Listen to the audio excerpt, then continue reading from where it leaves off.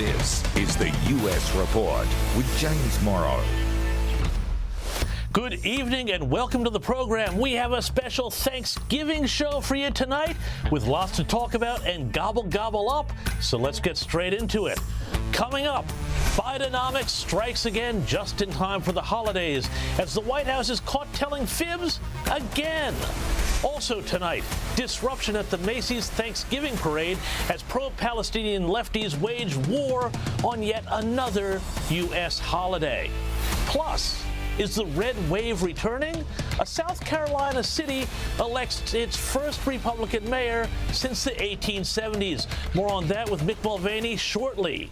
But first, happy Thanksgiving, everybody. Yes, this week, Americans gathered around the table to give thanks and fight about politics with their mask-wearing Aunt Karens. And of course, it is also the same week that the president ceremonially pardoned, as per tradition, a pair of Thanksgiving turkeys. Let's see how that went, hey? You could say even this harder than getting a ticket to the Renaissance tour or Britney's tour. She's down in, it's kind of warm in Brazil right now. Okay, that went about as well as we would have expected. And you know what else is going well? And about as well as could be expected? Joe Biden's poll numbers. Now, that's no secret to you and me, but here's something interesting. The Democrat-friendly media in the U.S. is also starting to wake up. Have a look at what happened the other day on NBC. Let's start with the bottom line here. President Biden, what is his job approval rating? We measure it now at 40%, with 57% disapproving. The significance, that is the lowest President Biden has ever measured in our poll in terms of job approval. And just look at the sea change from the start of this year. Remember, early this year, Democrats coming off a strong 2022 midterm. He was almost even. Now he's 17 points underwater on this question. And you know how they say foreign policy doesn't really move polls? Well, that's also beginning to change. We mentioned the drop in that approval rating and the connection to the Middle East, and here it is. On foreign policy, 33% approve of Joe Biden's job performance. Just in September, we asked the same question, and it was 41-53. These numbers surprised our own pollsters, Steve, with one saying he cannot remember a time when a foreign entanglement that didn't involve U.S. troops had the capacity to transform the electorate, and that's not the case. Gosh, can those guys calm down a little bit? Meanwhile, over at CNN, check it out. They've practically called the election a year early. The country has soured on Joe Biden. There's just not another way to put it. According to our latest CNN poll conducted by SSRS, a national poll gives us this snapshot in time. Biden's approval rating is 39% in our poll. 61% disapprove of the job he's doing. Oof, that's going to leave a mark. And Trump is getting over the hump of being seen as the likely GOP nominee, but also as an unelectable candidate in the general election, as this poll of crucial New Hampshire voters revealed. Look at this movement. Donald Trump back in September, 51% of likely Republican primary voters said he had the best chance of winning a general election. That's now up to 57%. So he's up 6 points on electability. Okay, that's two major left-wing networks. But what about the granddaddy of them all, MSNBC? Are they on board with this program too? Well, not yet. They still think Trump is worse than Hitler and Mussolini. A lot of people have tried to draw similarities between Mussolini and Hitler and the use of the terminology like vermin and the drive that those men had towards autocracy and dictatorship. The difference, though, I think makes Donald Trump even more dangerous, and that is he has no philosophy he believes in. Trump more dangerous than Hitler and Mussolini. Well, anyway, 2 out of 3 networks ain't bad, and MSNBC will always be crazy. Though it is interesting to me that as the panic over the possibility of a Trump return grows, so too does the hysteria. And this, I think, is what is important. It is clear there is an absolute change of tone in the way the U.S. media is dealing with this. But also, on the other side, on the Republican side, it is important to remember that it's not all good news for Trump either. For one thing, it's still very early. We've got almost a year to go to Election Day. Peak too soon, and your support can recede, and a lot can happen over the next 12 months. Plus, how many times in the past, let's be serious about this, has the GOP managed to snatch defeat from the jaws of victory? But there is also another problem here, and that is this: especially younger voters who are far more likely to be useful idiots for Hamas and other left-wing radical causes, well, they drive much of Biden's negative ratings, and they're coming from the fact that he is not radical or revolutionary enough for them, and is still supporting, say, Israel, rather than throwing that country to the wolves. These guys aren't coming out for Trump, even if they're not going to vote for Biden. Now, of course, in all of this, the White House maintains that everything is fine. The Washington Post, another stalwart of the Democrats, reported this week that the Biden campaign was, quote, working to ease Democratic anxiety over re-election chances, unquote. And according to this report, former Chief of Staff Ron Klain swatted down any thoughts about change. The Post wrote, quote, Klain's rebuttal was swift, recalled one attendee at this conference who spoke on the condition of anonymity to share candid details of the private event. The president is the party's nominee, Klain said, and a strong nominee at that. There is no backup plan, unquote. Well, that's what the Democrats are saying, but the polls and the voters are saying otherwise. Something's up. And all these public discussions, often in very Democrat-friendly media, about the polls are, I think, setting the stage for some other discussions about the president's future that are, for the moment, taking place very much behind closed doors. Now, how much longer they stay behind those closed doors remains to be seen. Let's get straight into it. Joining me now is the Australian newspaper's Washington correspondent, Adam Creighton. Adam, thanks for joining me on the U.S. Report tonight. Now, just in time for holiday season, and happy Thanksgiving to you, by the way, Bidenomics has managed to deliver the costliest Thanksgiving in American history. Tell me, how is that playing out with voters, and are people struggling as much as some of the numbers I've seen suggest? Yeah, look, I think they certainly are. I think the main story of US politics right now is the fact that people are furious about price increases, that they feel poorer, they are poorer. And I think the price of a typical Thanksgiving meal, I think, is 26% more than it was just a few years ago. Now, that's a very substantial increase. And of course, it's not just the price of Thanksgiving meals, it's the price of a new home in the US has gone up 32% in 3 years, which is an extraordinary increase. That has never happened before in US history over such a short period of time.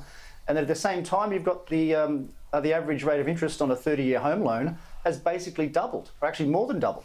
So there are so many points in the economy that people, especially young people, I might add, and they're, of course, the group that typically supports the Democrats, would be very angry. So yes, it is it's not such a great Thanksgiving this year.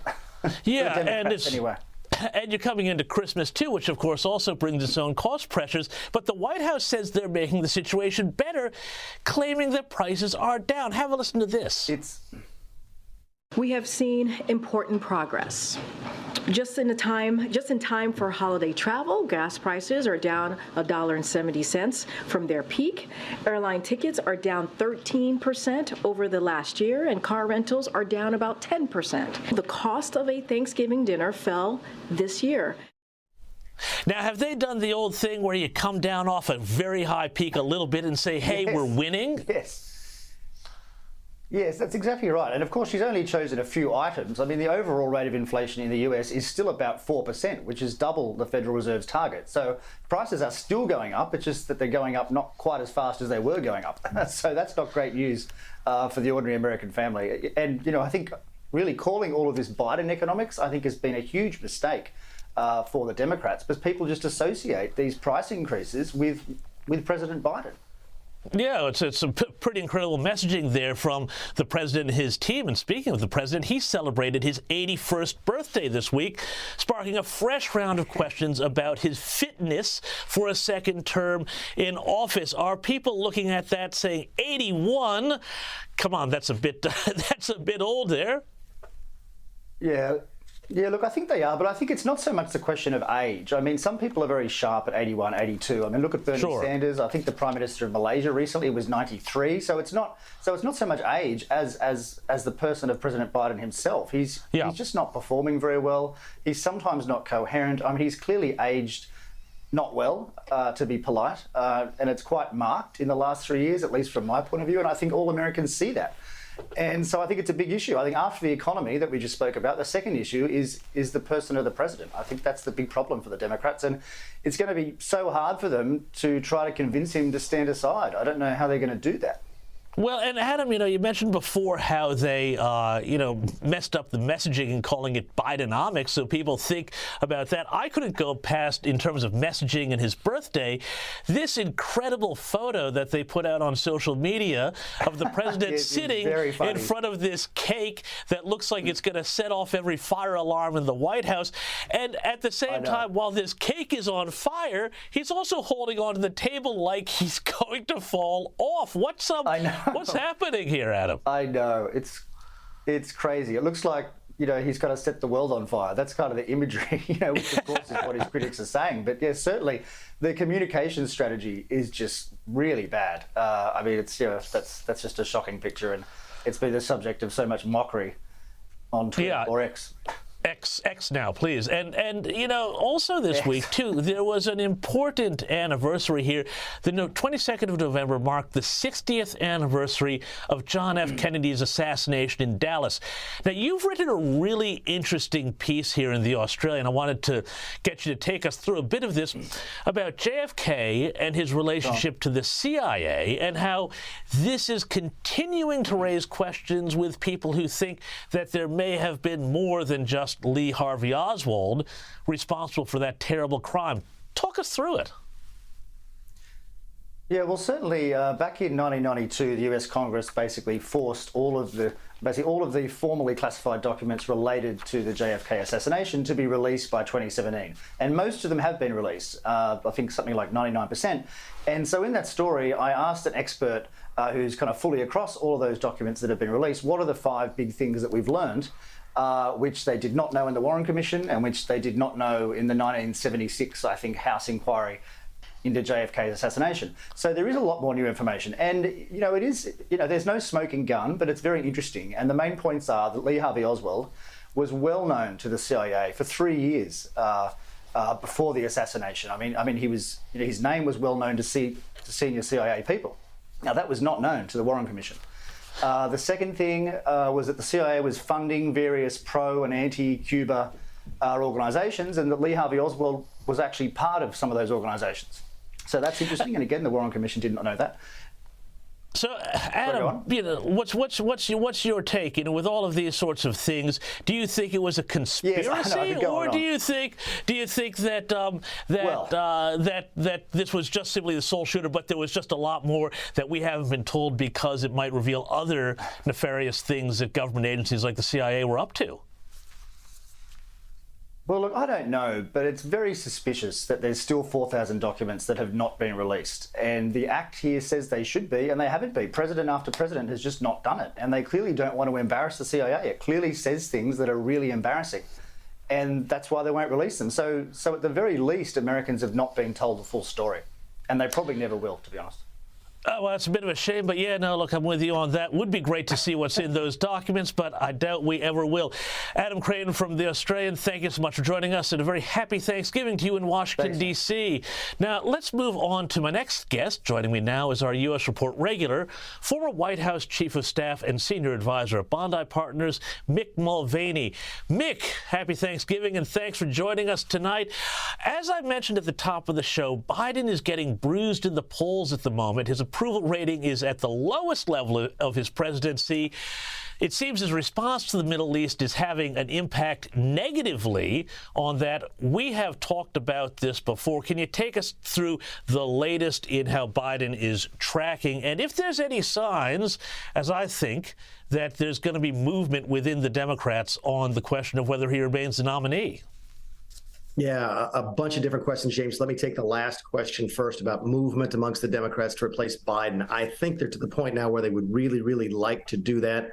They just don't know how to do it. It's almost too late to do it with a traditional primary. So if Joe Biden announced tomorrow that he wasn't going to run for re-election, it wouldn't be possible for enough Democrats to get on the early ballots in the early primary states. So it's almost as if the Democrats are stuck with Joe Biden at least until summertime, because that's when the Democrat National Convention takes place, and that's when Joe Biden would become the official nominee.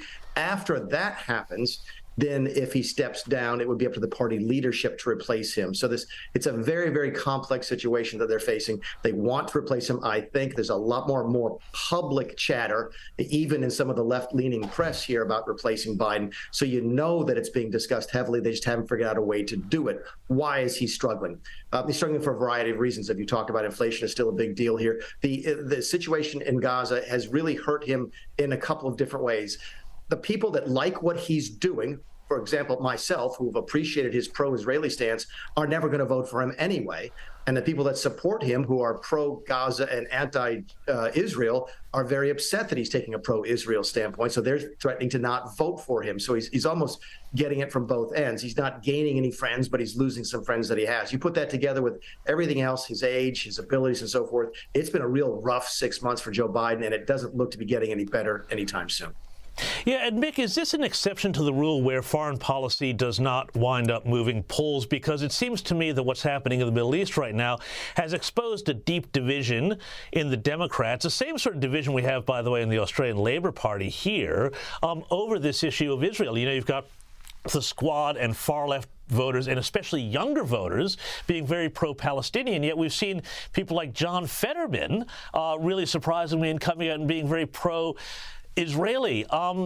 Does that split hurt Biden? And more crucially, does it deliver anything to the Republicans, or is it just staying on that side?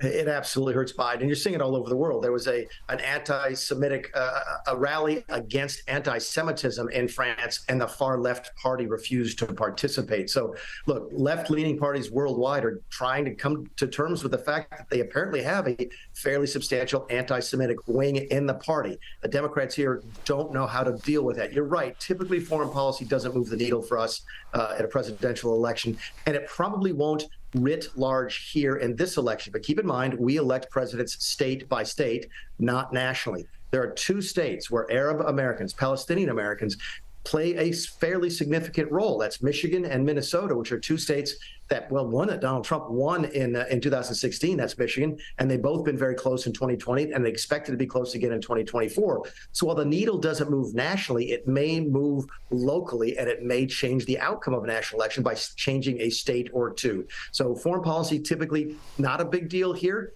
But in this particular circumstance, with certain subgroups, with certain voting populations, it absolutely is moving the needle, and it's not moving it for Joe Biden at all. Well, so this is a really interesting thing, though, because, you know, it is state by state in the U.S., but it's also not compulsory to vote here, there in the United States, as it is here in Australia. So if you've got Trump, who is seen as generally, pro-Israel, and the Republicans are seen, I think, generally as pro-Israel, if you've got a president who's also seen as pro-Israel, those pro-Palestinian voters, they may just stay home, right? Yeah, and that's what the Democrats are really frightened about. It's very difficult to get people in elections here to switch from Republican to Democrat or vice versa. The way people protest when they don't like their party's candidates is they don't vote.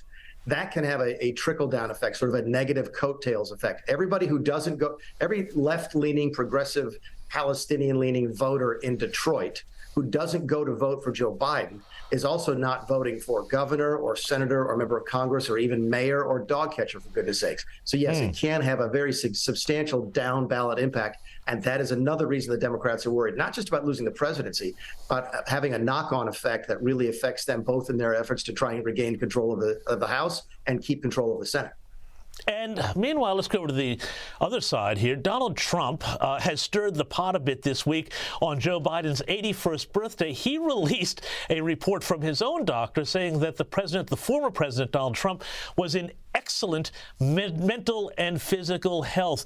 Does this foreshadow a broader Trump campaign that's going to really go hard on Joe Biden's physical and mental fitness? Sure. And I was laughing because you said that Donald Trump was stirring the pot. There's something he's never done before. Oh, I know, right? Yeah. Look, say what you want to about Donald Trump, and you and I have had very, I think, candid conversations, both what he does well and what he does not do well. His health is really not an issue. The man is in tremendous shape. I don't understand how it happens. He doesn't exercise. His diet is terrible, but he's got a constitution that is hard to argue with. He's much younger than his age, whereas Joe Biden is apparently much older than his age. Can that change? Sure it can. As you approach your late 70s, early 80s, we've all seen members of our own family who we thought were going to do fine and sort of have a quick decline. There's no indication yet that's happening with Trump yet. It could, but it hasn't yet. So look, I absolutely expect whoever the Republican is, and it's likely to be Donald Trump, to make an issue of Joe Biden's age, because it's one of the things that Biden can't change. You can change your policies on taxes and inflation and spending and Gaza. You can't change your policy on your own age. Now, Mick, finally, before I let you go, I want to get into this really fascinating story out of South Carolina, where Charleston, beautiful city Charleston, has elected its first Republican mayor since Reconstruction. His name is William Cogswell. Tell us about this, and is it too soon to read something bigger about Republican trends in this historic win? Not really. In fact, I think it's really interesting you mentioned this. When your producer sent me this story, I'm so glad someone's talking about it, because this could be really interesting. Charleston is not a first-level city. It's not a second-level city. It's a city, it's probably about 1 million people, but it's growing very, very quickly. There's a lot of folks moving in from the Northeast. Boeing makes airplanes there. Volvo makes SUVs there. It's a growing city. Now, ordinarily, when these folks move from the northern part of our country to the southern part, they bring their liberal politics with them. The North is more typically liberal. The South is more typically conservative. That didn't happen in this election. This is the first Republican in more than 100 years, and it's against the backdrop of what's happening in other Democrat-controlled cities. The folks in Charleston, again, all of politics is local. You know it, I know it. That's absolutely axiomatically true. But you have to imagine there was something happening in the background here where people said, look, we don't want Charleston to become Chicago. We don't want Charleston to become Washington, D.C. We certainly don't want Charleston to become San Francisco, California. And with that being a winning message, it may sort of send a message to other Republican candidates going into 2024 that here's a formula that you can run on in big cities in the United States and win. So you should expect to see a lot more coverage of this and a lot more talking about crime and local politics as the Republicans move forward. Mick Mulvaney, thanks so much. I think you're absolutely right. Some of those Democrat cities like San Fran and Washington, D.C. are the best campaign ads the Republicans have. Thank you so much for joining us. Now, tons more to come after the break, including immigration reporter Jenny Taylor on the breakdown of the border. But first, it's the return of Creepy Joe, the man who, if he didn't have a presidential limo to ride around in, would sound an awful lot like a guy who says he's got a van with a load of puppies in them. Would you like to see him? And by the way, I like kids better than people. I wish I could stay and watch Wonka with you, but I'm not going to get to do that. So he likes kids more than adults and wants to stick around to watch some Willy Wonka with them. Nothing wrong with that, I suppose, but anyway, you haven't seen the half of it. Check out this from a couple of days later. And I love your ears. I love them. They're really cool. What's your name? Catherine. Catherine, what a beautiful name. That's my mommy's name. Well, nice to see. How old are you, 17? 6. 17, 6, only joking, kid. You have great ears. Border chaos after the break. Welcome back to the program, and in a moment we'll be speaking to our special immigration reporter from the Daily Caller, Jenny Taylor, and a little later on, Michael Duran will be here to tell us about the front of the war in the Middle East the media isn't talking about. Hint. It's the one where Joe Biden's good buddies, the Ayatollahs, keep shooting at Americans. But no big deal, right? Now, we all know that the left has for years been running a war on Christmas. This year, though, they opened up a new front, a war on Thanksgiving. No, I'm not talking about whining that, oh, boo-hoo, Turkey Day is really all about celebrating colonialism. Where, so sad, pass the tofu. No. Rather, I'm talking about the Macy's Thanksgiving Parade. You know, the one with all the inflatable characters, goes down Broadway in New York, beloved by millions, yada, yada, yada. Well, this year, some schmucks tried to make it all about Palestine and the planet. This being New York, the crowd wasn't buying it. Have a look. Liberation for Palestine and planet! Liberation for Palestine and planet! Liberation for Palestine and planet! Liberation for Palestine and planet! Liberation for Palestine and planet!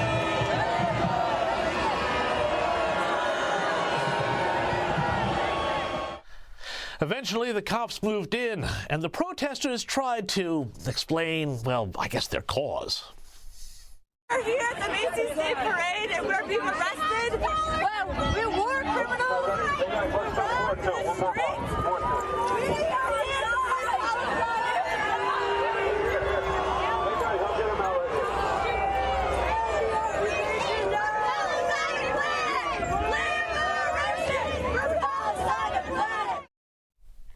They seem nice. That video was shot by Ken Lopez of Freedom News TV, by the way, and I guess they're lucky New York's finest was there because that crowd didn't sound happy. Nor should they be, because the infection of absolutely everything, even Thanksgiving, with rancid radical politics is, I gotta say, one of the most depressing features of our age. I'm not sure why they stopped the parade, though. I mean, surely those carrying the balloons could have stepped over them, or not, as the case may be. Either way, I hope they had a nice vegan Thanksgiving dinner in the holding cells either way.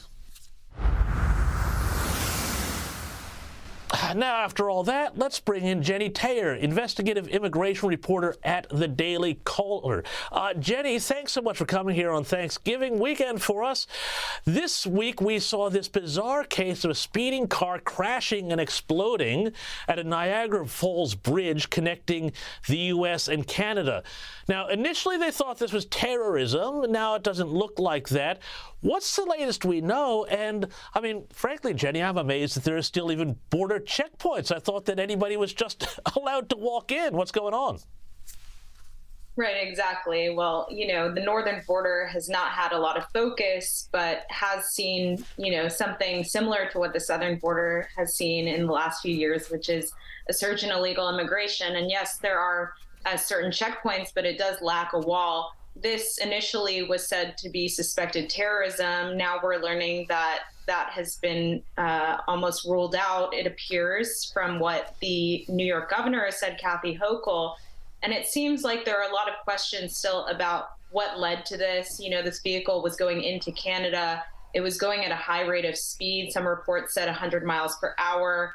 So I think that kind of dismisses any of the allegations that this person was moved to a secondary inspection, because how could you be going at such a high rate of speed and then, you know, the vehicle went airborne and over a fence. So something really remarkable happened here, but we just don't know yet, and that's what police are investigating. Very, very strange case, and you can see why they were concerned, especially with all the stuff we've spoken about the danger that people on that terror watch list are coming in to the country. But let's move to New York City from the New York border, where the migrant crisis is really intensifying. And there, Mayor Eric Adams has come out this week and warned there is nothing they can do to stop migrants from sleeping on the streets. What is happening in New York here, and how bad of a crisis is this becoming? Because we've also heard the administration there say this is costing them billions, and they're not going to be able to do a lot of city services for ordinary tax-paying New Yorkers. Is it all breaking down? Oh, absolutely. It's breaking down. You've seen the cuts to the budget, like you discussed. You know, key sectors of the government there, the education system, the sanitation system, things that people really do need, New Yorkers need. At the same time, they are struggling to support these migrants, and that's how they're trying to pay for it. I think that Eric Adams has tried to do everything he can to move these people out. You know, we travel down to the reticketing center that he has there. He's trying to actually give migrants the option to leave New York City and provide them free tickets out of the city to wherever they want to go in the world, actually. Some of them have gone back to their home countries. But when I went to the center, I spoke to so many of these migrants, and none of them wanted to leave New York City. They still felt like they had more there as far as resources and free, you know, handouts that they could have rather than any other place in the country, or, you know, of course, the option to return to their home country. And I think there's a really interesting bit of politics playing out here, too, because, you know, New Yorkers who are doing it tough and maybe who rely on a lot of services and charities are not happy about the stress that this new population is putting on those services. Have a listen to this. They was first online for the turkeys this morning. If they tell you to be there at 11 o'clock, you get there like 10:30, 10:45, but they already out there. The line is from over there to over here. Free food giveaways, especially during the holidays, have become a source of tension between longtime New Yorkers struggling to get by and newly arrived migrants who are using the system to survive. We would never turn anyone away for a meal, but there simply just is not enough for both NYCHA residents and the migrant shelter residents. Now, New York City votes very heavily Democratic. Do you think the Biden administration is going to be concerned that some of these voters might take it out on them come next November? I think certainly when it hits them in their pockets, that's when you have a possible shift in votes. It reminds me of situations like we saw in September 2021 at the southern border in Del Rio, Texas, where you had about 14,000 migrants show up in a matter of days. And the city, which is one of the lowest, funded counties in the country, had to scramble to do everything. New York City is only, having to deal with partial part of that. They have more resources than a city like Del Rio, and they have the community, and they have all of that. But it appears that it's actually broken. That the city has said, they don't have anything that they can offer anymore. They're trying to get them out of there, in fact, like we said. So this is something that the border communities have been warning about, and no one had listened until finally it came to them. And it didn't just come to them through Texas Governor Greg Abbott, who started busing them. I mean, most of these migrants have come on their own.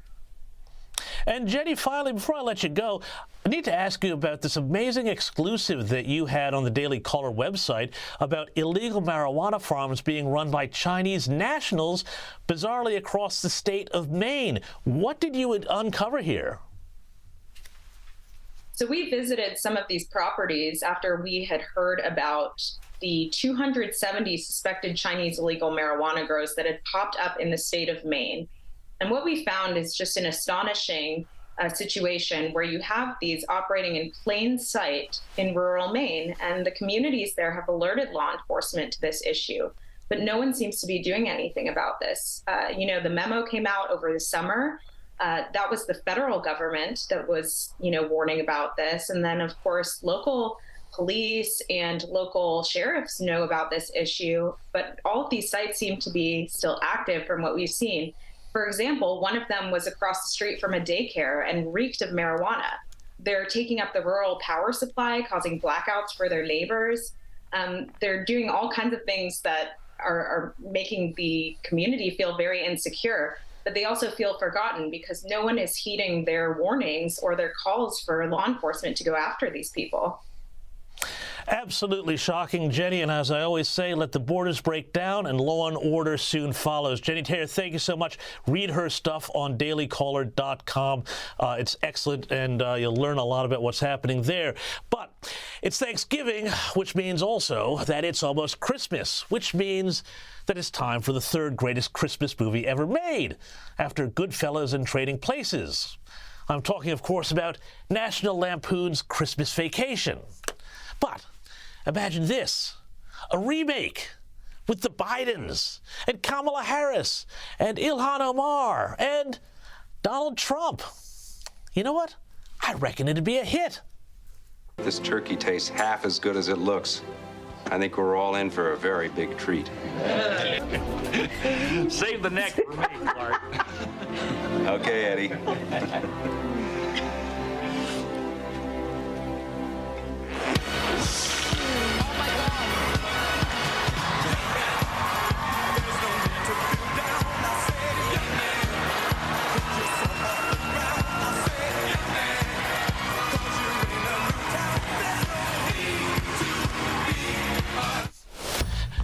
that, Nakatomi Plaza. Middle East expert Michael Doran after the break.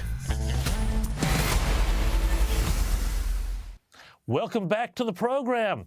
Now, while a major focus of Biden administration foreign policy has obviously been the war between Israel and Hamas, there's another front that is getting a lot less attention. It has the potential to make this a much more dangerous conflict. Over the past several weeks, there have been nearly 70 attacks by Iranian proxies on American forces stationed in Iraq and Syria. And yet, the White House has been, surprise, surprise, somewhat at a loss as to how to respond. Joining me now to discuss this and more is Senior Fellow at the Hudson Institute, Michael Doran. Michael, thanks so much for coming on the U.S. Report again, and explain to us just where these attacks are coming from, who the Iranian proxies are, and how they are being exploited by Iran. Well, great to be here. Thank you. It's wonderful to be back. Those proxies that are attacking the United States are not actually proxies. They are puppets of Iran in Iraq primarily. They are under the direct command and control of Iran, and the administration has no doubt about that. The administration is not responding aggressively to Iran because it's afraid of widening the war. It wants to narrow down the conflict just to Israel and Hamas. And at the same time, and this is, I think, the less defensible aspect of the policy, it wants to preserve, the administration wants to preserve its policy of engagement of Iran. I personally would call it appeasement, but if I don't want to use language that's going to be provocative, I'll just say engagement of Iran, which it believes is going to stabilize the Middle East. And this we've spoken about before, this appeasement of Iran, and I want to get onto that in a moment, but just explain to us what these retaliatory strikes look like. I think one description in the Washington Post said, well, you know, they blew up a few warehouses that may have had weapons, that sort of thing, really just rattling a few stones around, but not doing anything, you know, particularly to say, cut it out. No, the choice of targets is designed to send a message to Iran of de-escalation. I'm using the language of the administration, designed to say we don't want to get into a conflict directly with you. They're doing something. There have been many dozens of attacks. I think we're up to over 60 attacks. This is since October 7th. Prior to October 7th, there was some 83, I think, attacks by the Iranians, and just a very small number, 2 or 3 responses by the United States. Since then, we've had 60 more attacks. Again, just a very small number of responses by the United States. So just in terms of sheer numbers, we're talking about nearly 150 attacks by Iran and less than 10 responses by the United States, and responses that are very tepid. They are not offensive countermeasures that are going to prevent the Iranians, make the Iranians think twice about doing this. They don't directly target Iranians. They don't even go after the people who are directly targeting the United States. They pick targets in Syria, for example. So the whole thing is really a kind of it's a kind of kabuki rather than a serious effort to deter the Iranians. And Michael, I mean, I think viewers at home may not quite get just how, I think, weak this policy is. I want to play a little bit of Pentagon spokeswoman Sabrina Singh, who was asked about the effectiveness strategy the other day. Have a listen to this. I want your reaction to it. Pointed out that there have been 66 attacks by Iranian-backed Yeah. militia groups on U.S.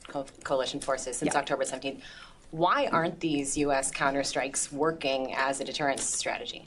Well, I would push back on that. I know 66 is a high number, but again, we have days sometimes where we don't have attacks. So is it like, would you say that the strategy is not working if one day goes by where there's not an attack on U.S. forces? Michael, days go by, a whole day without an attack. This is what success looks like under the Biden administration. I'm sorry to laugh. It's hard to take it seriously, but really, I mean, do I even need to criticize it? I think that response speaks for itself. Yeah, this is not a serious response at all. Okay, but let's take this, to the next steps here. And what happens if, God forbid, one of these Iranian strikes really hits their mark? You get a number of American troops killed in one of these attacks. It's going to be a hard job for the Biden administration to say, well, look, we're just going to keep doing these sort of little strikes, isn't it? I mean, obviously, there's a real risk that this could escalate whether or not the White House wants to or not. Well, James, we really are in uncharted territory here, in the sense that already 50 some odd Americans have been wounded. So it's not like Americans haven't been hurt by this. If you'd have told me a few years ago that this would happen in the Middle East, and there wouldn't be a really robust American response designed seriously to deter Iran, I would have told you, no, that would never work, because there would be an outcry in the American public. But so far, we haven't seen that. But the administration doesn't want to escalate, because if it does, a whole train of things will follow. It will have to actually engage in serious military activity against the Iranians, because there will be an escalatory ladder that the administration will have to win. That will mean a military buildup. It will mean serious exchange of fire with the Iranians. It will mean that it will have to cut off oil supplies between Iran and China, and that'll complicate the China policy. It will complicate the administration's energy policy. It will complicate the administration's effort to appease the progressives on the university campuses.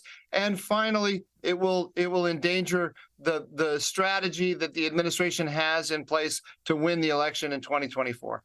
And so finally, Michael, I mean, that is just, a horrifying set of circumstances there, but it seems like you're going to get there one way or the other, whether you like it or not. How much of this is really due to a continuation of that Obama-era policy, which seemed to want to center Iran, legitimize Iran, and downgrade Israel and its relationship with the United States?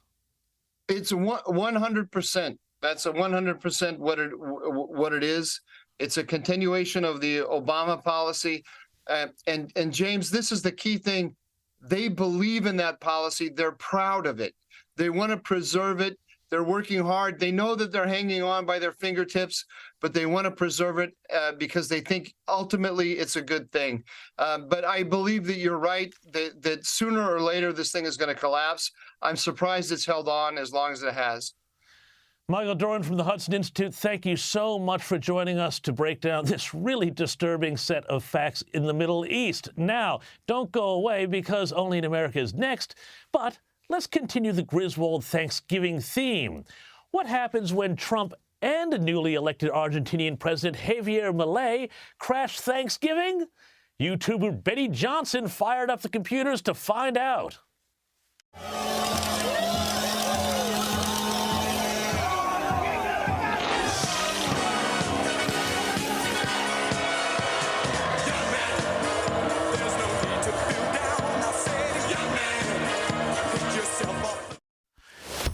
We are so back, baby. Don't go anywhere. Only in America is next, and save me a drumstick.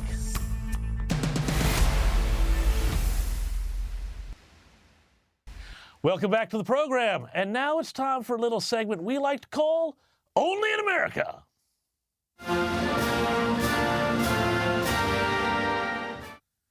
Well, it's the season of giving, my dear friends, and so let me present to you an early gift. It involves Joy Behar from The View and a transgender nutcracker. And, well, you know, these are a few of my favorite things, as they say. At least we've also got Fox News' Jesse Waters in the mix. Anyway, have a look at this. It's not even Thanksgiving yet, but Fox News already has started their holiday tradition of claiming there's a war on Christmas. And this season, they say that the heathens, the atheists, are going into battle waving a rainbow flag. Watch. Gay nutcracker, complete with a rainbow hat, a trans flag, full price, $12, but right now it's on sale for $8. Target also sells Santa ornaments, but Target's Santa is in a wheelchair and is black. And it's a good thing our chimney is wheelchair accessible, so Jesse Jr. is going to get all the gifts he wants. You know, I realize it's a complex idea to get your mind around, Mr. Waters, but does Fox News understand that not every human being is heterosexual and Caucasian? I don't think they see that. And this is the culprit right here. This is the offensive rainbow flag. He? And Listen, he's much prettier. You put your nut in there. He can put his nut in there and squeeze it. You know that orifice might be a little too big, but Ooh, stay classy, ladies. That's all the time we have for this week. See you next week. And if you celebrated this week, enjoy the leftovers. Bye-bye.